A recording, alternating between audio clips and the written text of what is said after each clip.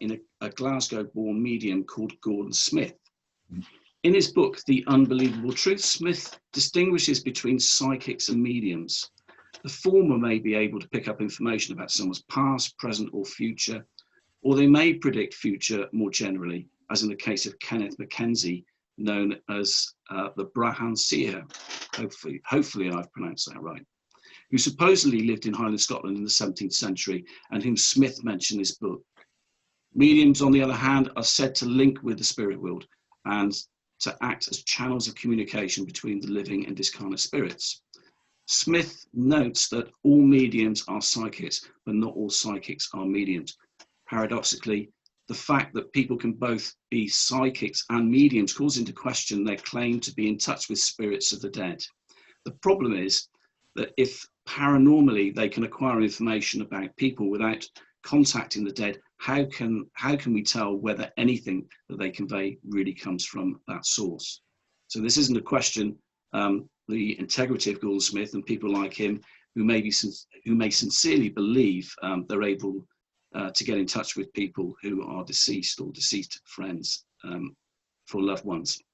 So in Peter's presentation, which some people may find unpopular, but we are open and unbiased within ASSAP, Peter will address this issue along with others related to supposed evidence of communication between the living and the dead. So over to you, Peter. Thank you very much. I'm going to be talking about the notion that we survive death, or the contention that we survive death more or less intact. That is, our identity remains the same after we're dead, our memories are essentially the same, and our personalities are the same. This isn't the only way of thinking about possible survival. It could be that when people die, that a part of them does survive, but it's not a fully fledged personality. It's some sort of vestige that may be transitory. It may fade out after a while. Or in accordance with Eastern religious belief, it may be that our consciousness, assuming it survives the death of the body, is kind of absorbed into a cosmic stew, so that our life force is in a sense still alive, but it's so diluted with other ingredients that we don't continue to exist as recognizably separate individuals. But as I say, I'll be talking about the notion of life after death as something where our individuality is retained. And this is basically the idea that's synonymous with that of modern spiritualism dating from the 19th century. Now, there are various strands of evidence that psychical researchers and parapsychologists have looked at that supposedly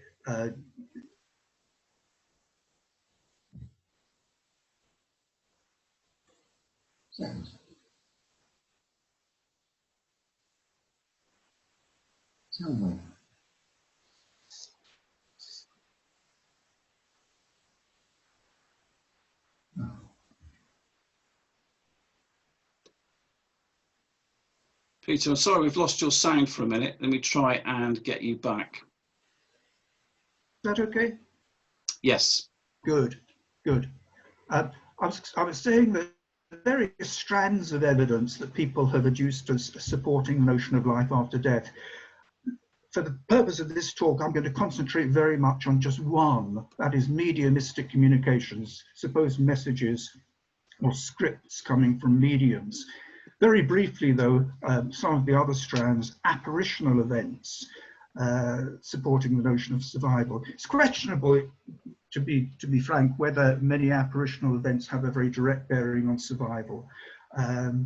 But there are apparitional cases which could be seen as supportive of survival. One that comes to mind is that of a married couple who were in their bedroom. They weren't yet asleep, and the apparition of the husband's late father appeared. And the husband got out of bed and said, "What on earth are you doing here, sir?" or words to that effect.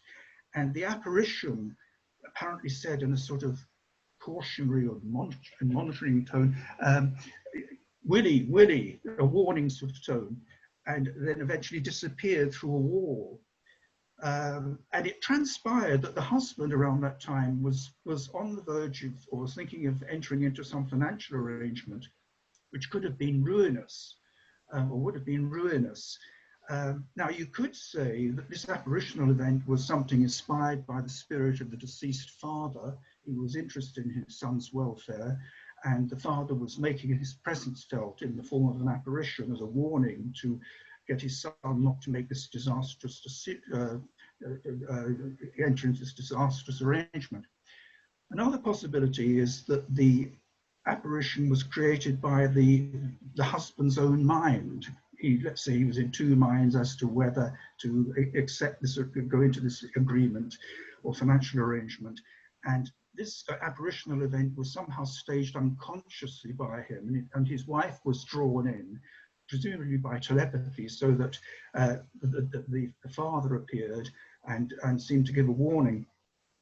A third possibility, of course, is that this event involved some sort of guardian angel effect, that the apparition of the father wasn't motivated by the deceased father, but there was some kind of guardian angel entity that was trying to pass on a message. So it's not always clear how one should interpret these events. Memories of past lives, I'm talking here, of course, about reincarnation cases I don't have time to go into. There are intriguing cases, particularly from cultures where there is a belief in reincarnation, of young children when they get to the age of ability to talk, they start describing their parents, saying that their real parents aren't the people who think that who are the biological parents at that point, and they describe this other life in a different town or village. And perhaps when inquiries are made, it turns out that people concerned do exist, and maybe when the child is taken to that village, he or she recognizes these people. Another type of evidence or strand of evidence is unexpected ability or knowledge, particularly if it occurs in conjunction with a claim by the person that the spirit of some past entity is conveying messages or is in control. There are cases of possession where a person's personality seems to be displaced by another personality. One could even apply this to mediumship, when you have trance mediums who have what are called controls, a sort of personality who acts as an intermediary between communicating spirits and sitters. One could say that the controlled personality is a spirit possessing the medium. An alternative view, of course, is that such entities are either fabrications or secondary personalities. Out-of-body experiences you'll probably be familiar with, where people, maybe in times of stress or illness, have a feeling that they're out of their body and they're seeing their environment from a different perspective. They can, at least superficially, give the impression that the person's spirit isn't linked to is separable from the body, although that might be disputed. And related to out-of-body experiences to some extent are near-death experiences, where, for instance, someone has a cardiac arrest, and around the time that they're being revived or they're all very close to death, they see a tunnel of light and see relatives who've come to greet them from the other side, maybe with a message that it's not your time yet and you've got to go back. These experiences can have a profound effect on people, but whether they actually establish life after death is obviously open to question. Now, as I say, I'm going to concentrate mainly on mediumistic communications. And as, again, most of you will be aware, there are two main types of mediumship: mental mediumship, where messages are passed in one way or another, ostensibly from the dead, and physical mediumship, where physical phenomena occur, such as the exudation of a whitish substance called ectoplasm, which may take the form of a deceased person, or trumpets, little sort of conical shaped objects may float about the room, and other physical effects occur. And according to spiritualists, it's the dead are sort of behind these phenomena manifesting themselves. Now, I shan't talk about physical mediumship anymore because I'm going to concentrate on mental mediumship. And this takes various forms. a typical, perhaps the most common type of mental mediumship is where you go to a meeting or a seance and the medium is there and maybe says to I'm being drawn to the lady in the second row, the lady with the yellow cardigan. I'm getting the name Cyril and that sort of thing. So the medium seems to be in a normal state of consciousness. It's as if he or she is sort of getting a kind of a telephone call from the other side and is relaying the message. And then if the person who's addressed says something, that message is being relayed back through the medium to the spirit. Another type of mental mediumship is trance mediumship. And this is where the medium seems to go into a trance and typically another personality will take over the control. Might be a rather theatrical personality, may claim to be some Red Indian chief or something like that, or perhaps some other distinguished person. And this control personality relays messages back and forth.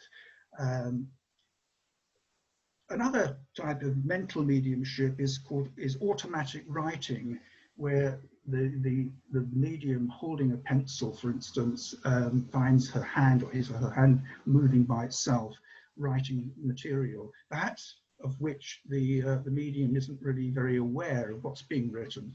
But when it's examined afterwards, it makes sense, and there are messages, and maybe veridical information, in other words, that's proves to be true, is conveyed, as with the other types of mental mediumship.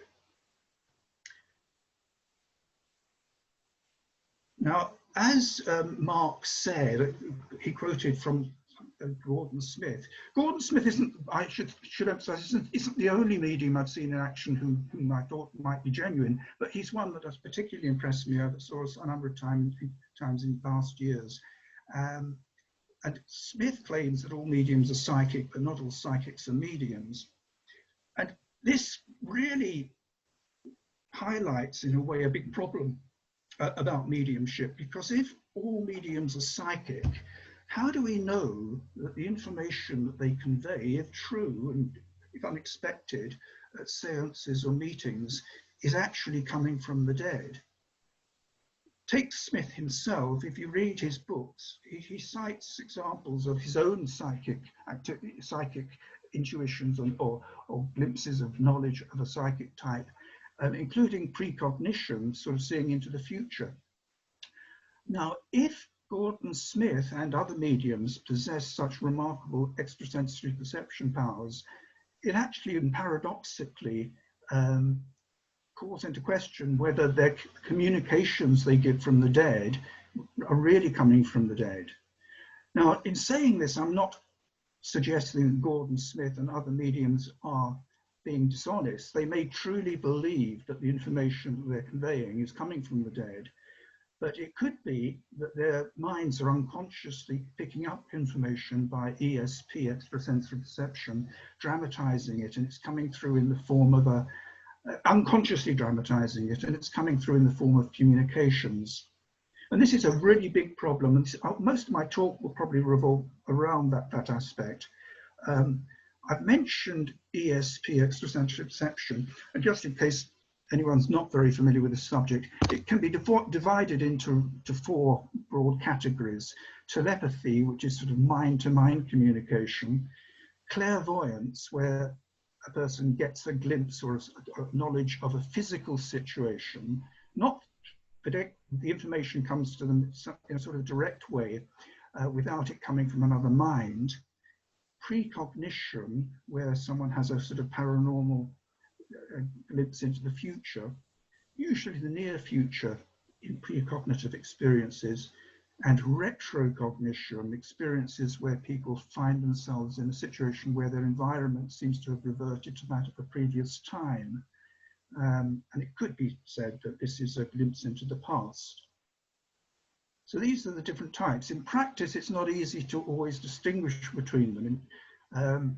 For instance, if a twin has a sudden pain in his left of his chest, And then it transpires that 10 miles away, his twin brother has just had a heart attack. One could say, well, maybe this information came to the first twin by telepathy. Alternatively, it may be that the first twin was somehow clairvoyantly perceiving his twin brother's circumstances and somehow saw the twin brother collapse in pain with the hand over his left chest. So this is the ESP paradox. If ESP is a reality, it's hard to believe perhaps that consciousness is wholly dependent on the brain. And therefore, it's been argued that it's possible consciousness survives bodily death. But the downside of this, in the sense of the complicating factor, is that if we're capable of ESP, how can we be sure that information conveyed by mediums really comes from the dead? Perhaps mediums acquire it by ESP. Now, this has been a topic of great debate in psychical research, and some of the psychical researchers who tend to come down on the survivalist side, by survivalist I mean a belief in life after death, they tend to claim that the ESP hypothesis, or what's sometimes called the super ESP hypothesis, involves such complicated extrasensory perception that it's much simpler in a way to think that the information is coming from where it claims to be coming from, that is the dead. And a type of case that comes to mind in this regard is that of what are called drop-in communicators. And if you imagine a seance, a group of people meeting regularly in, say, Southampton, they're meeting every week with a medium, and they get messages that purportedly come from the relatives of or the deceased relatives of the people present at the seance. That's a sort of very typical thing you might get at a series of seances. But then a communicator comes through, or announces himself through the medium, called Joe Bloggs, who claims to have lived in Lancashire in past years. Joe Bloggs gives information about his occupation, the manner of his death, details about his wife and that kind of thing. Also, any obscure information perhaps. Subsequent to this seance, one or more of the people in the group conduct some research, and it may be very laborious research. They may have to check different records of marriages, births and deaths, local newspapers in Lancashire, and then they can piece together information and discover perhaps that this Joe Bloggs character really did exist, and some of the information, or all the information perhaps, that's been conveyed by this Joe Bloggs character is true. Now, in this situation, Joe might be described as a drop-in communicator, and the people who believe in the survival argument, they would say, well, it's much simpler to think that Joe has dropped into the seance, as it were, has communicated this information about himself, because if you try to explain what's happened in terms of ESP, it gets quite complicated. It gets complicated because in the case of this particular meeting, no one at the seance had ever heard of Joe Bloggs before. Perhaps they didn't even know the village that he said he came from in Lancashire. So the information hasn't been extracted from their minds unconsciously by the medium using telepathy. The information simply wasn't in their minds. Therefore, we have to assume other more kind of mysterious type of ESP, where perhaps the medium's mind has searched through public records, pieced together information, and the survivalists would say this is getting a bit tortuous and convoluted, and it's much simpler to think that that Joe Bloggs himself actually did communicate. Now, personally, I think this argument is overstated, and I'll give you one or two reasons for this as we go along. But first, I'd like to mention just another strand of evidence that the survivalists sometimes put forward as being very strong evidence for survival. The Society for Psychical Research was formed in 1882, and it was started by a group of people, many of whom were quite distinguished academics, classicists, and other professional backgrounds. By 1901, some of them were dead. Some of the very active members of the society were dead. And starting in 1901, going on for some 3 decades, a series of communications through different mediums came through that purportedly reflected a deliberate attempt by these spirits to demonstrate that they had survived death. These people were aware of this problem about ESP versus survival.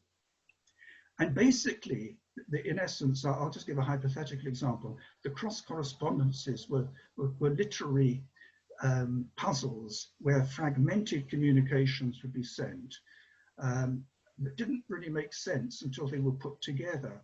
And the idea was that this showed design, intelligence, and it was hard to dismiss in terms of super ESP.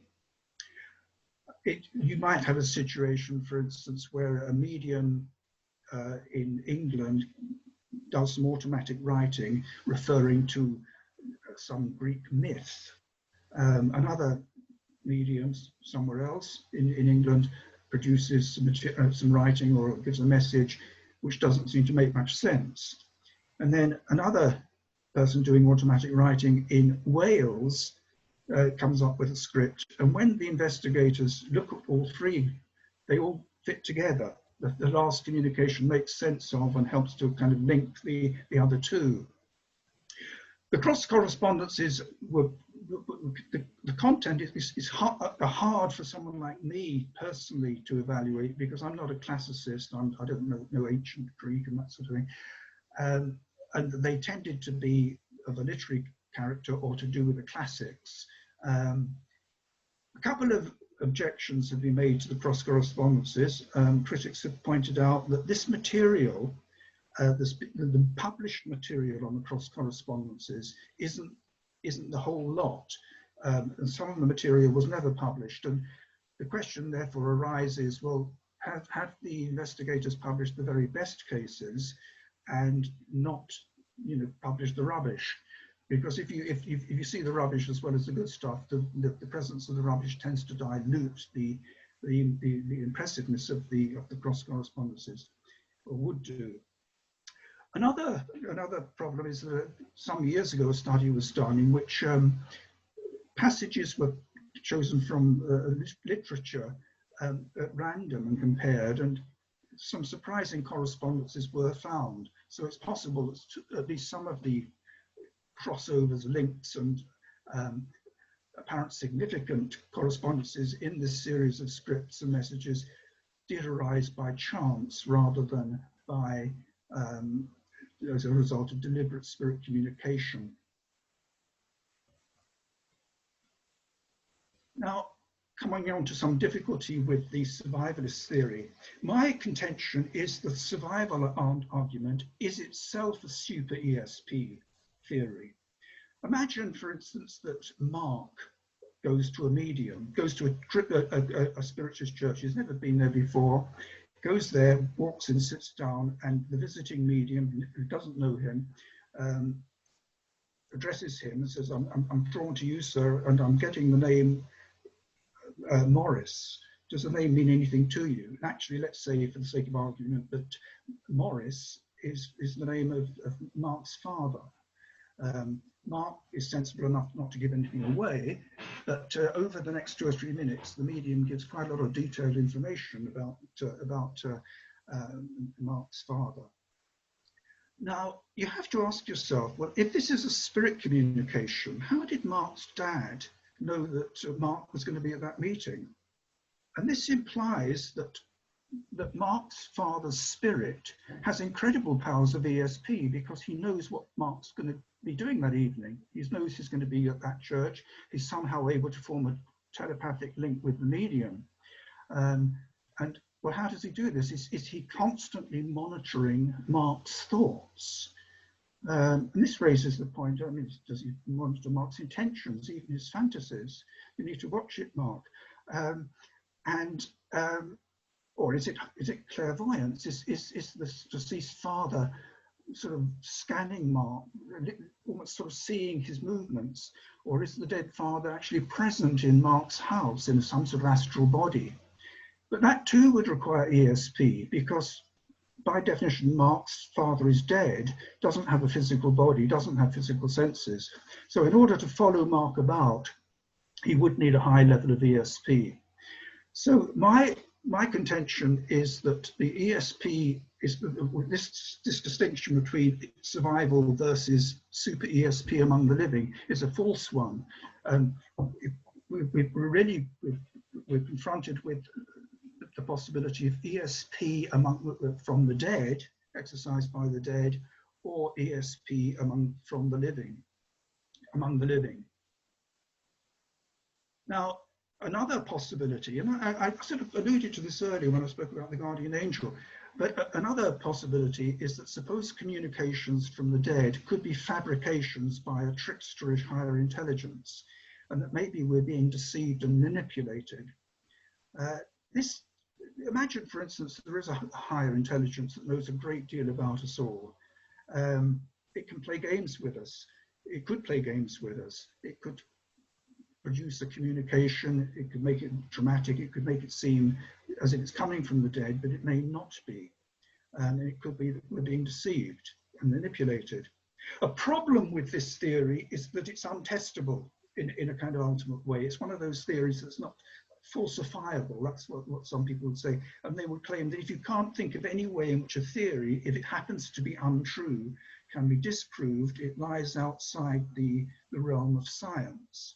Now, I can understand that argument, but I would suggest that with these paranormal phenomena, we may be in an area that in itself, more generally, it isn't really open to absolute proof.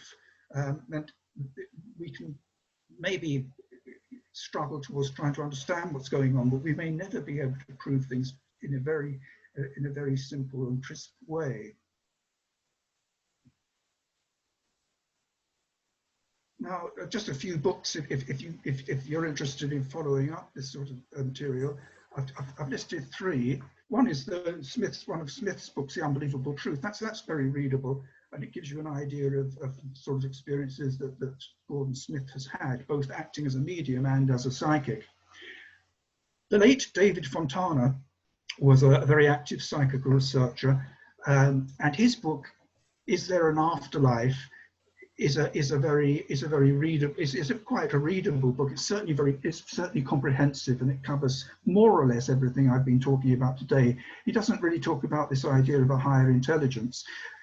Fontana favors the survival argument. He's somewhat dismissive of the super ESP theory, but I don't think he takes full account of the fact that the survival argument is actually a super ESP theory too.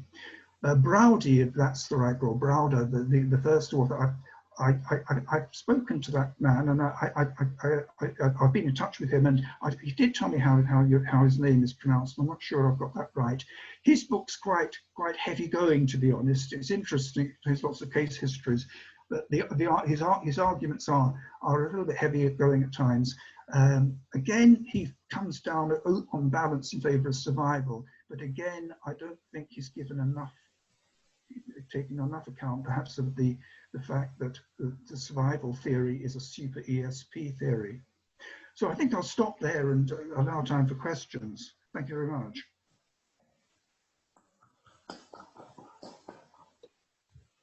Okay, thank you, Peter, and thank you for clicking us back to the main screen. Okay, so my first question to you, Peter, is how did you know my father's Morris? Okay, he's actually not Morris, but my wife's late father was called Morris, but there we go. So I would ask a question in relation to confirmation bias. Yeah. So how do we try and research, whether there's something in this mediumistic experience or the psychic experience, and try and eliminate confirmation bias, because when we're looking at the outcomes of what people say, sometimes we make the facts fit. What are your thoughts in relation to that? There is quite a lot of research on the accuracy of mediumistic communications, and whether, you know, whether the skeptics might say, well, it can all be intelligent guesswork, cold reading, and so on, if not fraud in some cases. But there has been experimental work suggesting that mediums, well, at least some mediums, they give a significantly higher degree of accuracy in what they say than can be attributed to chance. So quite a complicated series of experiments carried out by a couple of people here in Scotland, Archie Roy, the late Archie Roy, and a colleague of his called Patricia Robertson, some years ago, and they claimed very statistically significant results. The problem with their experiment was that it was very complicated, and even if you assume that the information was coming from, if you assume the information that was coming from the dead, again, they don't address this problem in their research papers, but it involves incredible powers of ESP on the part of the dead. So, to my mind, it's difficult to take. I find it difficult to take the survival argument on this evidence. Which isn't to say, of course, that, I mean, even if there's no evidence for communication with the dead, it doesn't mean there isn't survival. It may be there is survival, but it's not a survival amidst communication. Yeah. Okay. I'm going to take a couple of questions. So there's a couple of questions that have been put forward. So James Padmore asked a question. So looks like ITC has been missed from the list that you gave earlier. What about the research undertaken by the likes of Annabelle Cardosa, D. Scott Rogo, Raymond Bayliss, Maggie Harsh, Fishback? I don't know whether you know these people, I presume you do. Is that regarded as less reliable evidence of survival than listed items? I should have said that list wasn't intended to be exhaustive. Yeah. You know, I didn't include everything I could have conceivably included. I think the problem with ITC or EVP is that even if veridical information is given, even if one can say it's not just the mishearing of random sound and that kind of thing, a kind of auditory pareidolia, even if accurate information is given, we've still got the same problem. To whom do we attribute it, or what's the source of it? And we're coming back again. It could be that it's a super psi or super ESP. The difference I've made between super psi and super ESP is psi is a broader term than ESP. Psi, excuse me, psi includes psychokinesis, physical effects, as well as extrasensory perception. So if we take the super psi hypothesis, it could be that these communications, if they are veridical, they contain a high degree of accurate information. They could be due to a super psi effect that doesn't involve survival. Okay. Another question from James. How do we know that osmosis is not an extremely powerful process of highly receptive human brains rather than a less likely explanation of communication with the dead? I'm not quite sure what James means by that. No, I'm not. I have to admit, I'm not so sure what he means by that. Let's see if I can unmute him and see if he can elaborate on that. Let's.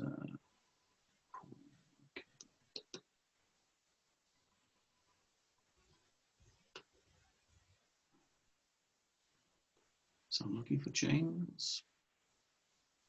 I think James might have left. Okay.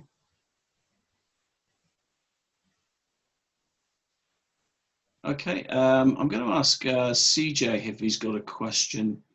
CJ is waiting in the wings, but CJ, you're able to unmute yourself and ask a question? Sure.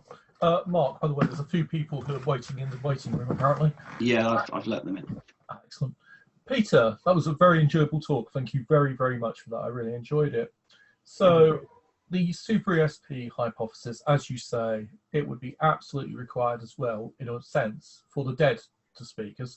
And that's one of the reasons why Myers came up with his telepathic hypothesis, because it's still mind-to-mind communication. It's just one of the minds is discarnate. Do you believe in a distinction between mind and body? And how do you feel that would impact upon our understanding of hypnosis? I'm currently reading the Oxford Handbook of Hypnosis, the latest summary of research on that subject. So I wondered what your thoughts were on hypnosis, mind, consciousness, and matter. Right. On the relation between consciousness and matter, I'm somewhat doubtful about the idea that personality is a soul or consciousness can be separated from the body and actually remain pretty much the way it was when we did have a brain. I mean, certainly talking from my personal experience, my mental state seems to depend very much on what's happening to my body. You know, if I take a couple of cups of coffee, I might feel more aroused. If I take alcohol, I might feel more relaxed. I suppose if I took a psychedelic, I'd have different character of sensory experiences. If I'm tired, my ability to think deteriorates. So there is, from a personal experience and from my knowledge of neuroscience or psychology generally, there does seem to be a very close connection between the mind and the brain.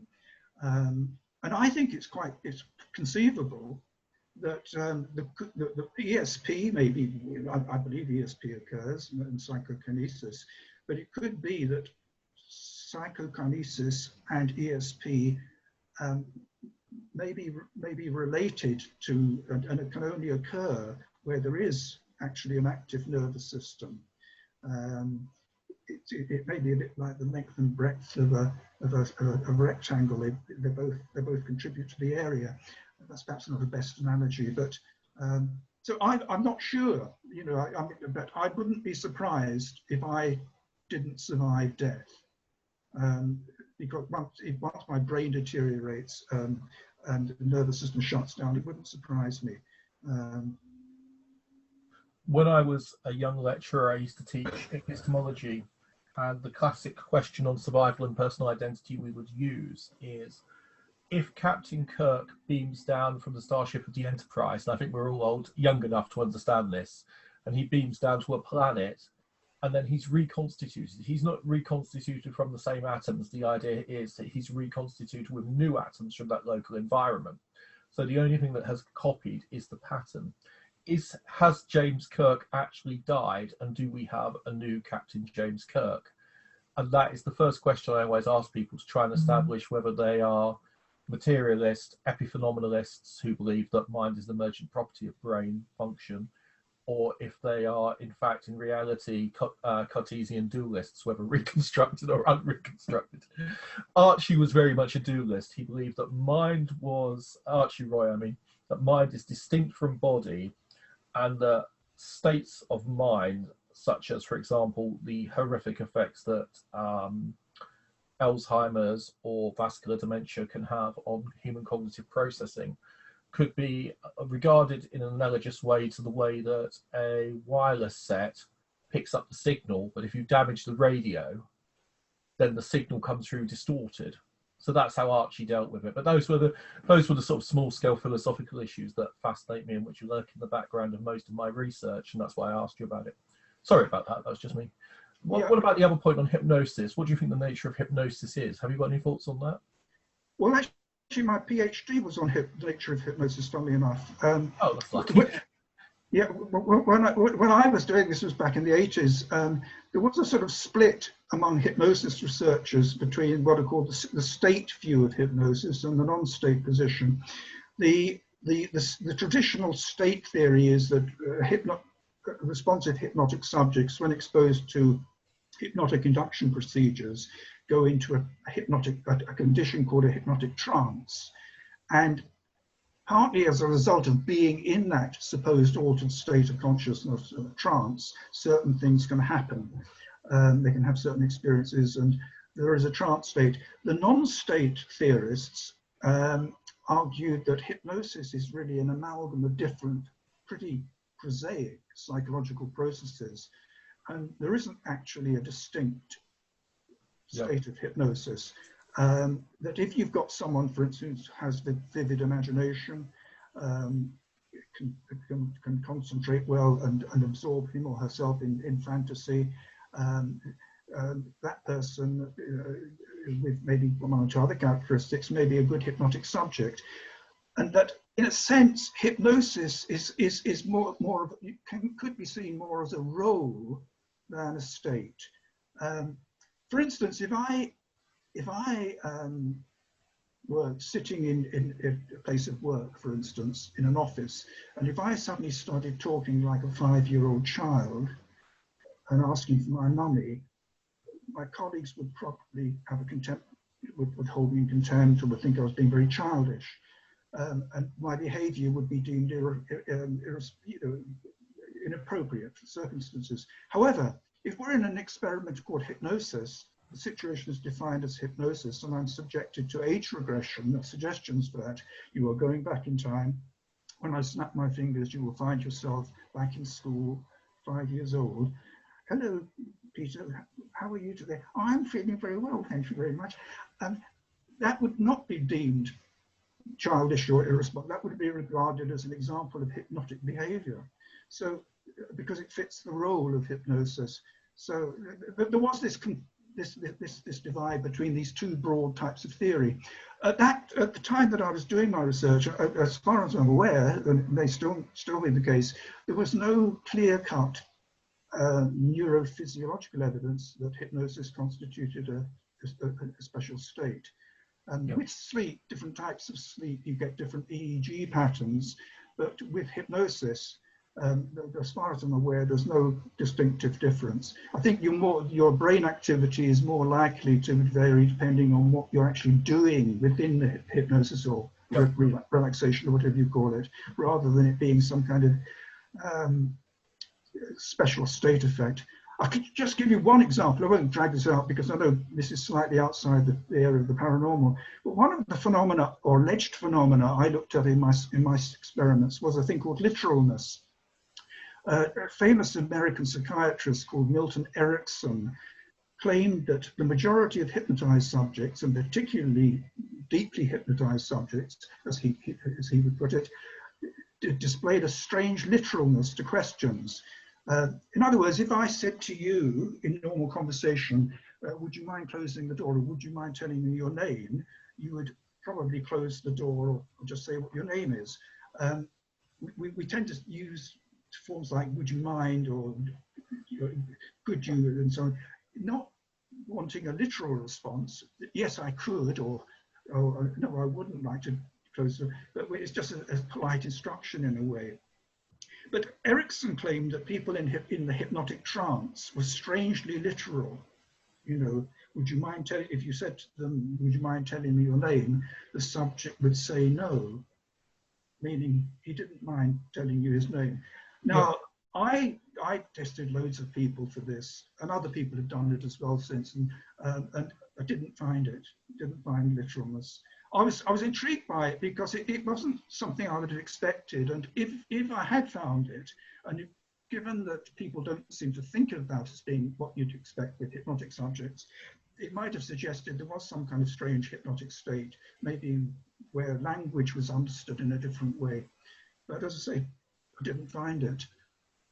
Right, my interest is because I've been looking at the idea of socially constructed selves. And the I'm having difficulty hearing you, CJ. Sorry. My question was because I've been working on the notion of the socially constructed self and the idea that we are different selves in different contexts. There are loads of people with questions for you now, so I'm going to hand back to Mark. Thank you very much. Okay, thank you. Thank you, CJ. I'm going to go to Paul Garner's instinct question. So Paul says, what are Peter's thoughts on the Philip experiment, where the Canadian group apparently communicated with a discarnate entity that they generated? Well, the Philip experiment is very interesting for people who you more or less summarized it okay there, but for people who aren't familiar with it, a group of people from the Toronto Society for Psychical Research got together some years ago, and over a long series of sessions, they tried to sort of generate psychokinetic phenomena, and they did it by inventing a fictitious English nobleman as a communicator. And they called him Philip. And eventually they got quite dramatic movements of a table and maybe other effects as well.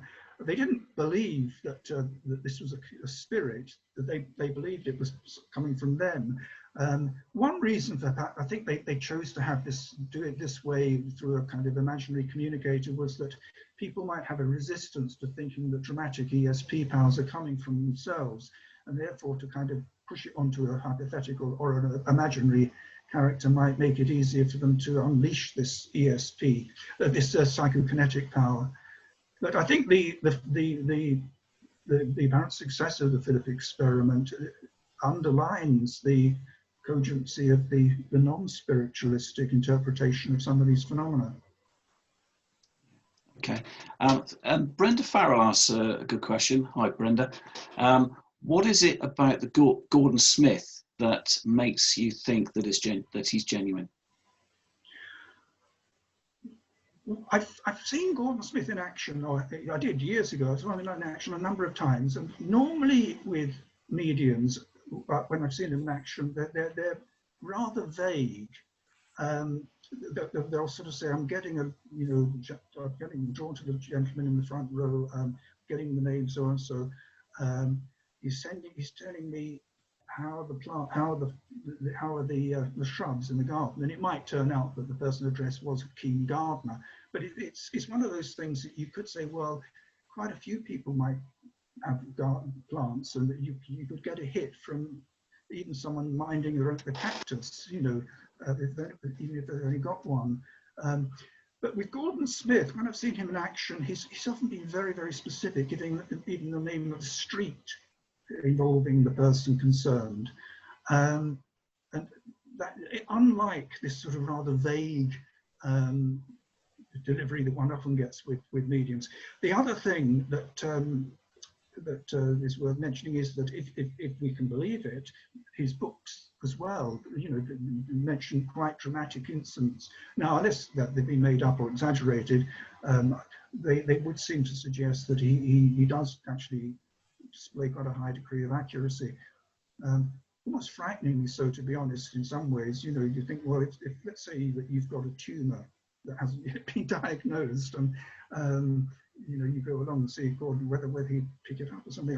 I don't know that he'd actually tell you if it was something bad like that. But as I say, if you look at his books, you can see some dramatic cases.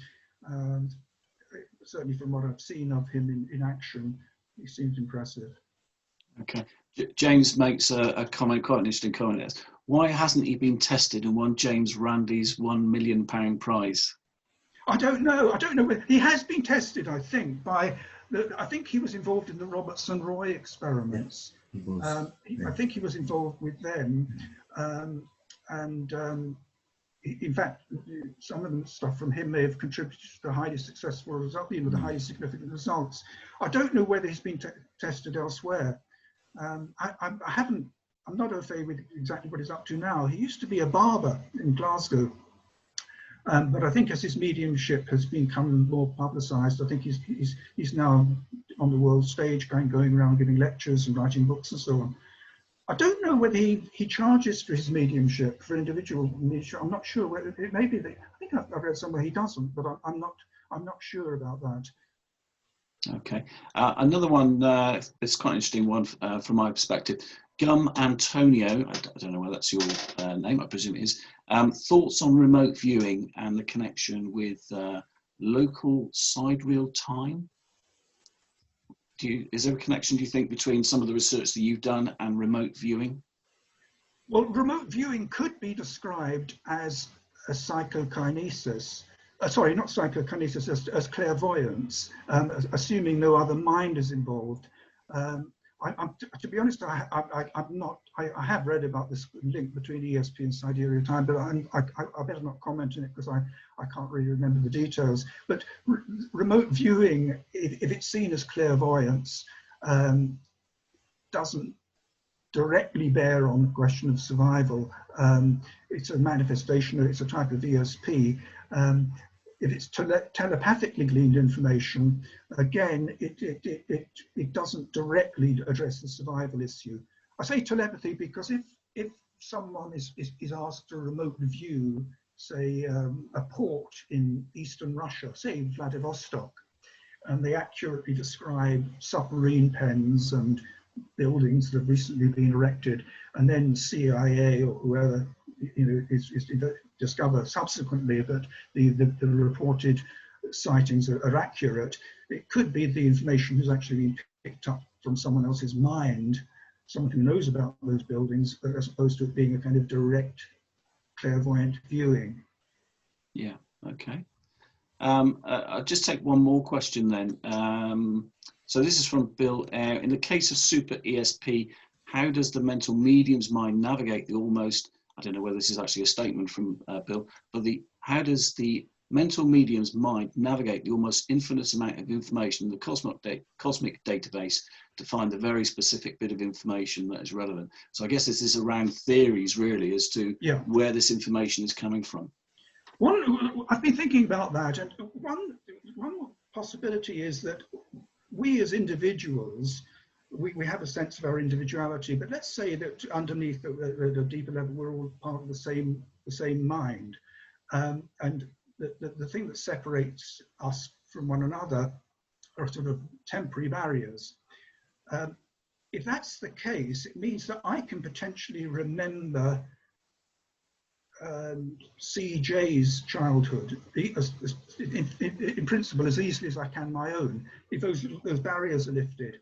And it may be there, and if we assume that at this unconscious level this collective mind is well organized, it's a bit like the internet, it may be that you don't need to do multiple complicated searches to get coordinated information. That information may be organized nice and neatly in the system. So you might only need a search term. I mean, I'm using a computer analogy here, such as you know, the name of the communicator, and then that information is available. Now, therefore, if the medium is giving information about Joe Bloggs in Lancashire, the fact that the information, to verify the story, that the information has to be put together from different obscure sources, doesn't necessarily mean that the process of acquiring the information is anywhere near as tortuous and convoluted. Okay, excellent. Okay, Peter, thank you very much for your fascinating talk tonight, and thank you for taking the questions from our audience. It's been absolutely fascinating, and something you've given me food for thought and some extra stuff to read, which is always good. And I'm sure more people out there have got some stuff to read about as well. So I do thank you for that. I'm just going to change the view slightly. Okay. So so that brings us towards the end of tonight. Just to say that next week's webinar is with Richard Freeman, cryptozoologist, and he's going to be talking about On the Track of Unknown Animals. But thank you very much for everybody and your participation tonight. I hope you found it interesting. Please spread the word, because I think we can accommodate up to 100 people on this, CJ. I don't know whether CJ's still there, but I think we can accommodate up to 100 people on here. So please spread the word, because I think these webinars are getting better and better. That's my personal opinion. But please provide us with some feedback. So Peter, thank you very much tonight. Really appreciate it. Okay, so that concludes our business for tonight. So thank you very much. So we'll see you next week. Thank you very much. Okay, thank you, Peter.